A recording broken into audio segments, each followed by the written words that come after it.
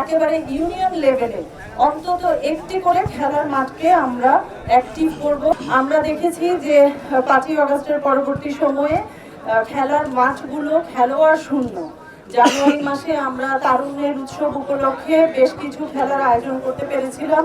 এই স্টেডিয়ামে আমরা অনূর্ধ্ব 17 ফুটবল টুর্নামেন্ট আয়োজন করতে পেরেছি এবং আমাদের লালপুরের একটি টিম, লালপুরের টিম ঠিক মনে পড়ছে না আমাদের একটি টিম বিভাগীয় পর্যায়ে কিন্তু চ্যাম্পিয়ন হয়েছিল এবং তখনই আমরা ঘোষণা করেছিলাম যে উপজেলা পর্যায়ের মাঠগুলোকে যেন আমরা অ্যাক্টিভ করতে পারি এবং আমাদের জেলা প্রশাসকের যে 3 বছরের কর্মপরিকল্পনা আমাদেরকে নির্ধারণ করতে বলা হয়েছে, সেখানেও আমরা ঠিক করেছি যে উপজেলা পর্যায়ে একেবারে ইউনিয়ন লেভেলে অন্তত একটি করে খেলার মাঠকে আমরা অ্যাক্টিভ করব। খেলোয়াড় দিয়ে মানে প্রতিনিয়ত যেন রেগুলার সেখানে খেলাধুলা হয়, সেই ব্যবস্থাটা যেন আমরা করতে পারি, সেই লক্ষ্যে আমরা কাজ করব।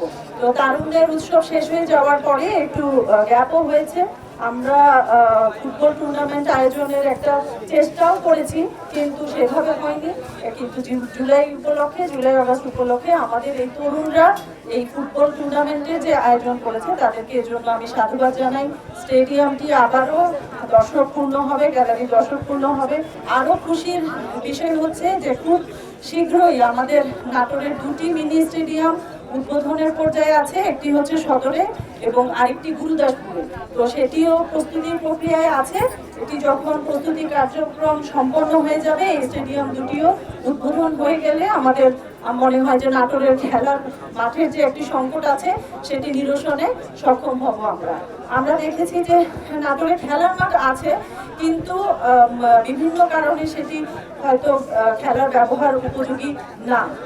যেই খেলার মাঠগুলো ব্যবহার উপযোগী না সেগুলোকেও আমরা ব্যবহার উপযোগী করার চেষ্টা করব। আমরা চাই তরুণ সমাজ পড়াশোনার পাশাপাশি খেলাধুলায় এগিয়ে আসবে, মাঠগুলো খেলোয়াড় পূর্ণ হয়ে যাবে এবং আমরা মাদক ও সন্ত্রাস থেকে দূরে থেকে একটি সুন্দর নাটোর আমরা তৈরি করতে পারবো। তো আজকের 16 জুলাইয়ে এই অনন্য দিনে আমি জুলাইয়ে যারা শহীদ হয়েছে তাদের আত্মার মাগফিরাত কামনা করছি এবং যারা আহত হয়েছে তাদের দ্রুত আরোগ্য কামনা করছি এবং সেই সমস্ত পরিবারের প্রতি সমবেদনা